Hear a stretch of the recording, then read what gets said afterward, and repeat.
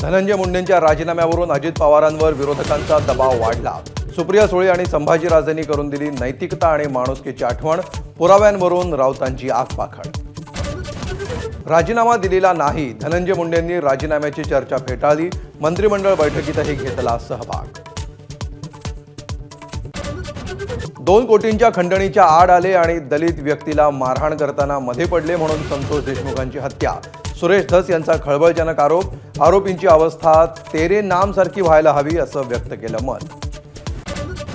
लोकसभा विधानसभेमध्ये शिंदेंमुळे मनसे महायुतीमध्ये सहभागी होऊ शकली नाही, विश्वसनीय सूत्रांची माझाला माहिती। महापालिका निवडणुकीमध्ये मनसे युतीबाबत सकारात्मक। विधानसभेत झालं ते विसरा आणि पालिका निवडणुकीच्या तयारीला लागा, मनसेच्या बैठकीत राज ठाकरेंचे आदेश, विभाग अध्यक्षांना संघटना बळकट करण्याच्या सूचना। महाराष्ट्रात ईव्हीएमवरचे विरोधकांचे सर्व आक्षेप केंद्रीय मुख्य निवडणूक आयुक्तांनी फेटाळले, ईव्हीएमची प्रक्रिया पूर्णपणे पारदर्शक असल्याचं स्पष्टीकरण।